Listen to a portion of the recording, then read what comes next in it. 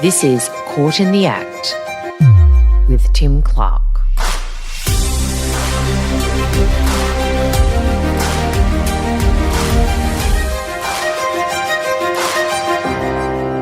Hello, this is Tim Clark, and again, welcome to the latest episode of Caught in the Act. Feral and fascinating. Arrested, but still arresting. The membership and movements of this state's bikie gangs have been newsworthy almost before this ageing news correspondent was born. In March 1974, in the Beverley Times, the splash story on the front page was headlined, "Bikie Louts on Country Rampage." The copy screamed of terrorist activities on an unprecedented scale coming to the West, with reports of arrests made and weapons seized in Brookton, Collie, Narrogin and Williams. According to the story, the invasion prompted the biggest show of police strength ever seen in WA, with the names of the groups of bikies involved a reflection of their mentalities, according to the paper. God's Garbage, Club Deros, Satan's Commandos, and Coffin Cheaters. And the final paragraph was unequivocal. The Minister for Police and the government will have support in taking strong action to guarantee that such violence which threatened will not arise in future and will be adequately dealt with, even if new legislation is required. Sound familiar? Crews are tightening on WA's biggest bikie gang. Rebels bikies put on notice at the crack of dawn. Australia's toughest anti-bikie laws come into effect by Christmas. And Matt, the government says initially these new laws will target high-profile bikies. We're nearly 50 years on from that invasion, and our courts are still creaking under the weight of cases involving the latest set of new laws installed by government taking strong action against outlaw motorcycle gang members. And some of those members are seemingly more media savvy than ever. Joining me this week is Michael Tudori, partner at law firm Tudori Hager Grubb, one of the busiest barristers in Perth, partly because of his client list, including a decent number of heavy-set motorcycle enthusiasts. Good afternoon, Mike. Thanks for joining us on Caught in the Act. Yes, good afternoon, Tim. Thank you for having me. Tell our listeners a little bit about yourself and your journey in the law to this point.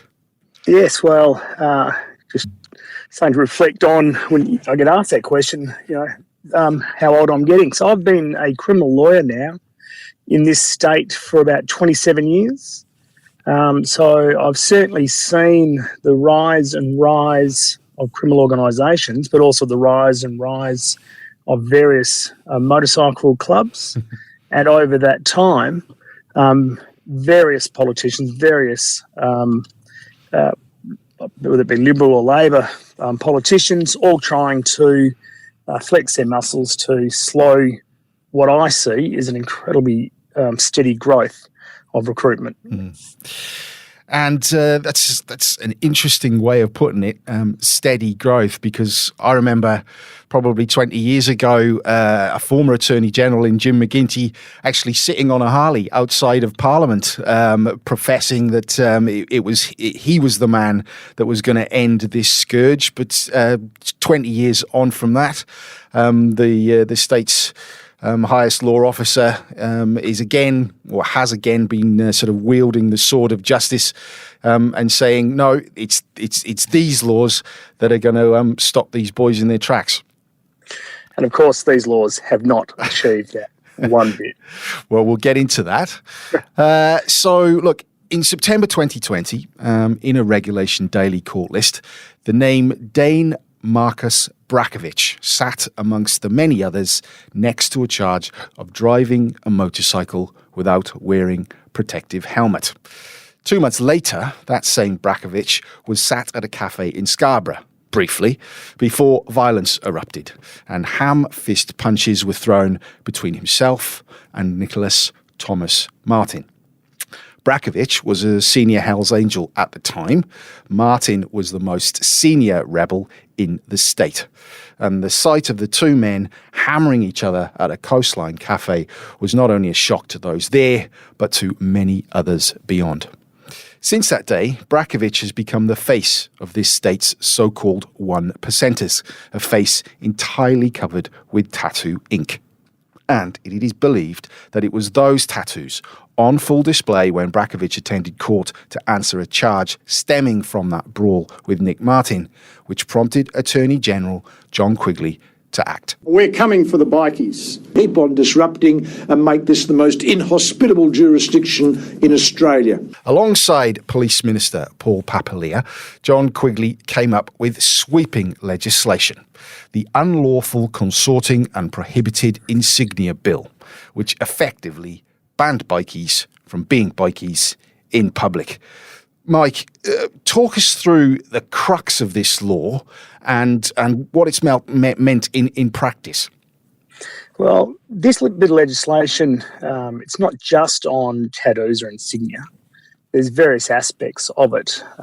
One part of it is that you cannot display, and that word display in inverted commas is a key part to the legislation. But you can't display your club logo or club name in public. That's one part. The other part is that if you get issued with certain notices, you can't hang out with each other in public. You can't consort with each other in public. So there's various aspects of the legislation, but the reality of it is that, going back to tattoos, the public, a bikie has a certain appearance. Whether they've got a club name or club tattoo on them or not, the public can tell straight away whether that person's a bikie or not. So just by having a club name tattooed on your arm or your neck, it's not deterring any person from being a bikie. And certainly all the bikies do, they just cover it up. Nothing changes. Yeah, and you're right. They all either have the tattoos, or in some cases are still getting the tattoos, and they're a sign of in that culture. I believe they're a sign of the brotherhood and the commitment to the cause and those type of things. So you don't feel that a ban on having them in public makes any difference at all? No. And look, I said I've been doing this for a very long time. I can tell you there is a large percentage of bikies that don't have any tattoos. Zero. Or if they do have a tattoo, it'll be on their chest or somewhere where a shirt will cover it up or the general public wouldn't see. So just by prohibiting bikies from displaying the tattoo, it doesn't achieve a single thing. And there's also the colours. They're a very obviously distinctive, but also important part of their culture. You're only supposed to wear them at certain places, and you're not allowed to. There's certain members are allowed to wear certain patches and that type of thing. Being devil's advocate, I suppose Mr. Quigley and Mr. Papalia said, well, if you're not allowed to wear those colours in public, that takes away your authority or something like that. Is that how your clients see it, or do they see that as just a bit of a toothless tiger? Oh, it's a complete toothless tiger. And look, I'm not coming on the show to just completely bag or can some of these government legislations, but the government's going about it the wrong way. You see, when a nominee or a prospect earns their time to become a member, they get rewarded or they get given their colours, their patch.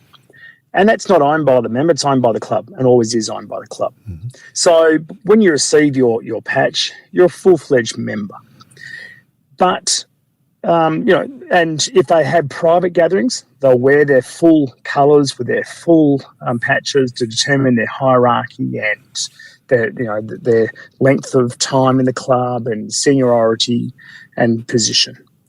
But again, the government thinks, well, let's just ban those insignia, let's just ban those club patches when in public. But of course, I'm not too sure what that achieves, because a member of the public, to them, you're either a bikie or you're not. Whether you're the sergeant-at-arms or whether you're the treasurer or the secretary or the chapter president, that probably matters little to the public.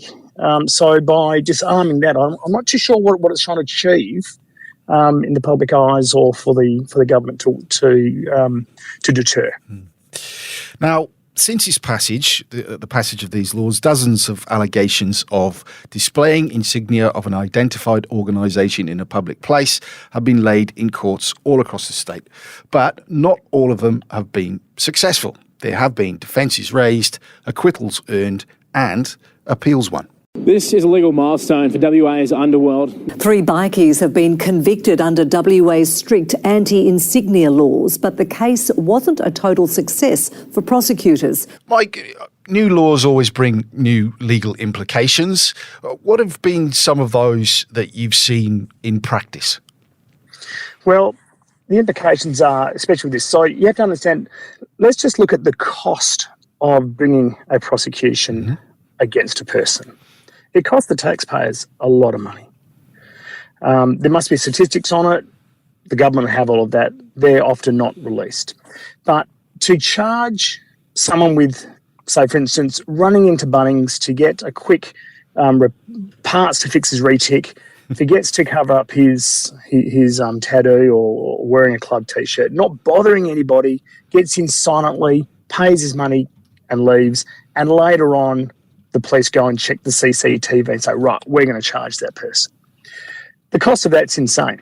Yet, if that person, let's just say hypothetically, that member pleads guilty to it, the most he's going to get fined $300 to $500, even on his third or fourth breach of it. Now, let's just say that member decides to challenge it. If he gets convicted, we've run a whole case, we've run a whole, tied up court times, magistrates cost, witnesses come, he might get a $500-600 fine. I don't see the value in that.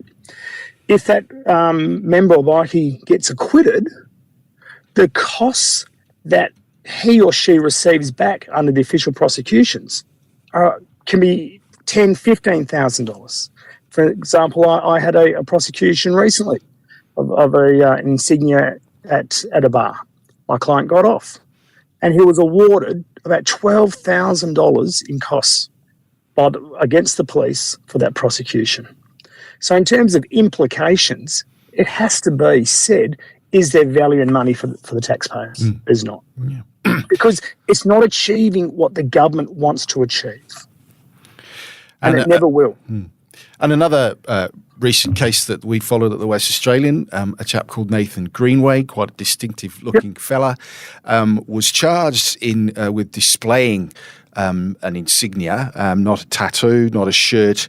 It was actually a ring that depicted the particular gang that he was affiliated to. He went to trial. He got convicted. He then appealed that to the highest court in the state and actually won that appeal. So when you go that far through the judicial process, Mike, you're talking, exponential costs.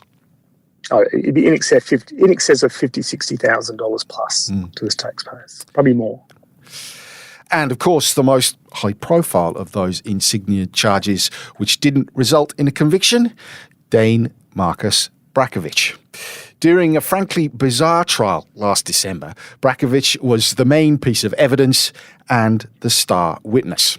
The case revolved around police officers who swore blind it was Brackovich they had seen walking past Ascot Racecourse in all his Hell's Angel glory. Senior Sergeant Graham Doran says he was 20 metres away, but there was no doubt in his mind this person was Mr Brakovic because he's very hard to miss and has a unique walk. Dane Brakovic denies the allegations. He says he wasn't at Ascot Racecourse that day in January. By then, he'd been kicked out of the club, so he wouldn't have been wearing their shirt. He says that man was walking like a homie G, and he walks looking like $1 million. Yes, you'd think Mr Brakovic would be hard to miss, right? Hard to mistake. But the man himself said it wasn't him. And he also revealed that it wasn't even a Hell's Angel anymore. This is me quoting Mr Brakovic on the stand. I had Hell's Angels everything. The only thing I didn't have was Hell's Angels socks and jocks. And I got rid of the lot. I wasn't going to wear anything Hell's Angels after they kicked me out. Now that ejection was news in itself. The fact that the former Sergeant-at-Arms wore makeup every day was another juicy sliver. Another charge alleged that Brakovic's bikie tattoos had been on display at a shopping centre. But because Brakovic said his wife was able to weave her magic with her makeup every morning, he said police wouldn't have been able to tell one tattoo from the hundreds of others adorning his body. And he claims all of his tattoos were covered up when police say he flaunted them at Belmont Shopping Centre, that his wife used texture and foundation on him every morning until he got them permanently patched over. The classic he said scenario. And ultimately, the magistrate ruled that she had no reason to reject Mr Brakovic's arguments and his clear resentment and anger towards the Hells Angels. So she had to acquit. WA's most notorious outlaw has won a landmark legal victory over the state's new anti-bikie laws. Former Hells Angel Dane Brakovic is the first to be acquitted of displaying a banned insignia at trial. Now police will have to pay him. The acquittal was obviously a major blow to Mr Quigley, Mr Papalia and the police commissioner. Commissioner Cole Blanche wasn't giving much away either when notified of this morning's ruling. Look, we have to put the best evidence we can at court. The court makes the decision. I stand by the court's decision. Again, I'll have to be briefed on the reasons for that. But the arguments were strong and Brakovic was convincing, so the reporters who were there in court could sort of see it coming, a bit like when you're waiting for him outside court. Mr Brakovic never disappoints with his attire and has now even started wearing stuff to send a message and also guarantee a picture and a spot on the news. Mike, the intention of these laws appears to have been to try and disrupt and reduce OMCG membership. But in one vision, they're actually doing the exact opposite because they're giving the likes of Mr Brakovic and others a platform to display themselves even more. Well, and that's correct, isn't it? You know, you've got... again, trying to deter membership, trying to deter, young men joining these clubs. But, WA, being WA, and I strongly love Western Australia, but we love to also, talk about bikies. And, when you have someone like Brakovic who's who's a very colourful man, who has a win like this and is always willing to flaunt everything about his lifestyle, it's almost a promotional video, isn't it? You've then got, again, as we started talking about originally, over the last 25 years, the increase in membership of motorcycle bikies and the clubs is just growing and growing. And it's almost becoming, the notoriety of being a bikie is very appealing to these young men. And of course, rather than the government trying to, let's just, put a big ruler across, wearing patches and colours and those things, they have to look at why a lot of these young men are wanting to join these gangs. And notoriously, there's a code of silence, or there has been in the past, certainly about talking about what goes on after dark and maybe behind closed doors. But as I mentioned, it seems to me that some of the more well-known ones are becoming well-known for being becoming well known. If you get my drift, they're media savvy. They know that they're going to get attention, so they can send a message sometimes as blatantly as to the Attorney General via a crude T-shirt. In your experience, are some of these, most of these members, the quiet retiring types, or do they like to see themselves in the newspapers now and again? Well, I suspect a lot of them like seeing themselves on TV and newspapers. I mean, you look at back, there's a very big difference between the old school bikie who had the long beard and only wore black and never spoke, shied away from the public eye, and they were the true motorcycle enthusiasts. Then came along the media coined it, or someone coined it, the Nike bikie or the Gucci bikie, who are wearing flash designer clothes, the bum bag, the expensive jewellery, and maybe get on his bike once every 6 months. So there's different types of bikies.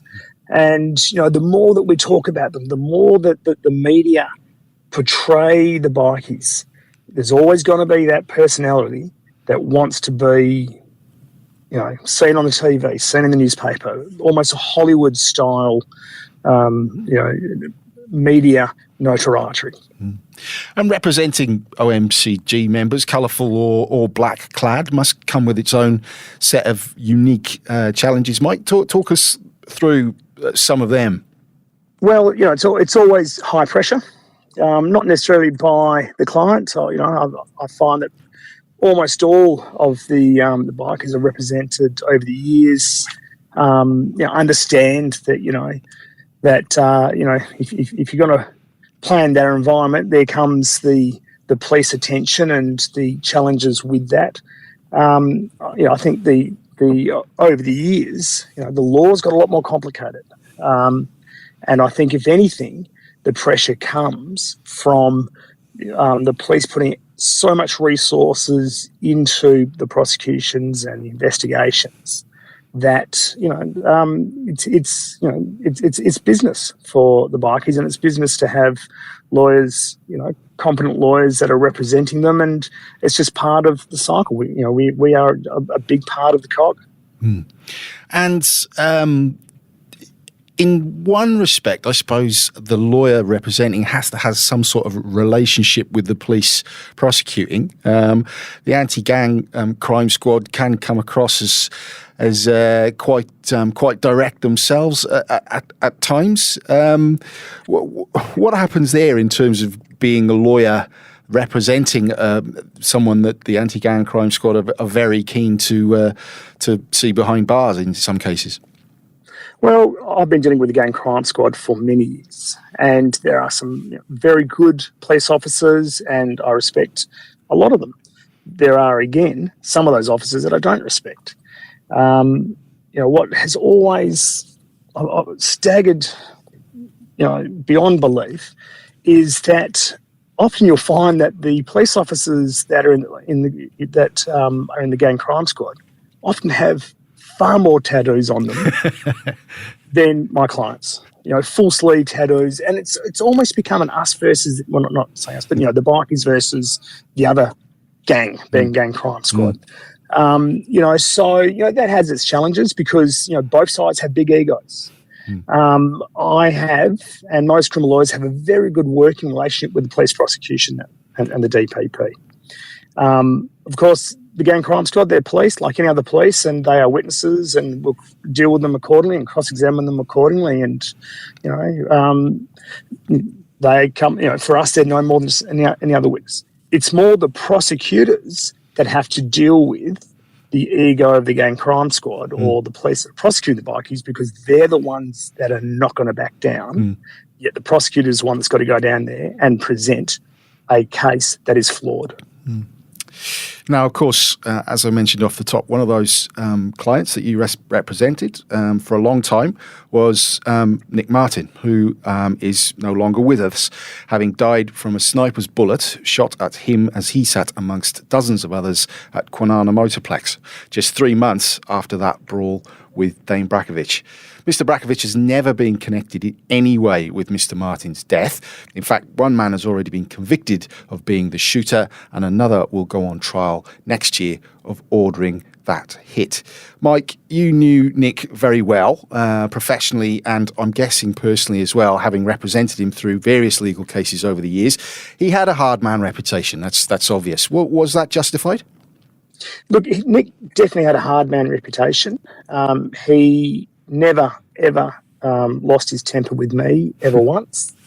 But of course, you often need a strong leader to control the underlings. And, as you can see over years, where you have a lot of organised crime, any type of whether it be bikers or any type of organised criminal enterprise, that if the members are just running loose, doing whatever they want, and with no one controlling them, they're always going to be far more police scrutiny to the gang or the club than what's deserved. Whereas Nick always would control them, whether members liked that or not. He was a very powerful person. And his funeral was one of the more extraordinary public displays of, I'll say affection, because there were literally hundreds of grown, hard men there, a lot of them in tears. Nick's coffin was adorned with money. But what also came across was, for all his reputation, hard man image, and some convictions over the years, he was also a family man, a wife, daughters, and a family who obviously love him and miss him. Were you surprised by that outpouring? No. I mean, I said I've known Nick. I first started representing Nick when Nick was just a low-level member of the Rebels. That he worked his way up, and to the extent where Sergeant of Arms to President, to almost when Alex Vella, the national president, wasn't allowed to come back to Australia. He was in effect sharing the national presidency role with Alex Vella's son. But yet Nick had a lot of soft sides. He was a family man, loved his dogs, and was a very friendly and fun guy, to be around. I mean, I knew him professionally. I did not know him that well socially, but him knew enough to know the true side of Nick, and also to see his failings and his concerns sometimes when he was up on charges, So there was a very personal side of Nick. And finally, I mean, we started off the top by saying that back in 1974, apparently, the state was being overrun. 50 years on, the battle, for want of a better word, between the law and the lawless continues. Having seen both sides of it, how do you think bikies or that culture have changed in any way? And do you think the law is ever going to change them into the angels that the politicians would rather them be than the Hell's Angels? Well, they're never going to be angels, are they? And these laws and politicians are never going to change, that part of the community. There'll always be, in some way, shape or form, people that don't want to abide by the law. Whether they're bikies, whether they are any other type of general criminal, that's going to happen. So, again, over the years, certainly the image of the bikie certainly has changed, but they are going to be here for eternity. Mike, is it ever possible to leave a bikie organisation without any personal repercussions? Yes. No. Well, that's the constitution of most clubs. After 10 years of service, you become a life member, and you can leave on good standing. Now, what that means is that you can part ways without having to relinquish your patch or your motorcycle or anything like that.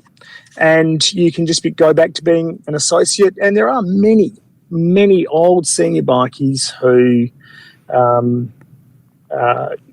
have the club's on good standing. Look at Eddie Whitnall's one. Yeah. One of the most instrumental coffin shedders of the day, an incredibly smart man, an incredibly good businessman, runs a lot of successful businesses. He left the coffin shedders. He's no longer an active member and left on good standing. But still obviously friends with them and, gone back into back into civvies, if I can put it that way, back into, back into the community. And as we understand it today, Mr. Brackovich is no longer a member of the Hells Angels motorcycle gang, but he did tip a wink to his, maybe his protege, Troy McCanty, and his affiliates. So I'm sure that the next appearance, whenever that may be, of Mr. Brackovich in a court of law, we might get another hint of where his loyalties now lie. Mike Tudori, thanks so much for joining us in Court in the Act. It's great to speak to someone who's been in the law for so long, but also seen the inside of what life as a bike can be, both good and bad. So thanks for joining us. No, thank you, Tim. My pleasure. So once again, thanks for joining us at Court in the Act. You can find us, of course, at thewest.com.au or wherever you get your podcasts. And if you have any questions for us, you can email them to us at courtintheact@wanews.com.au. And remember, if you want to know what's happening in court, don't get caught short. See you next time.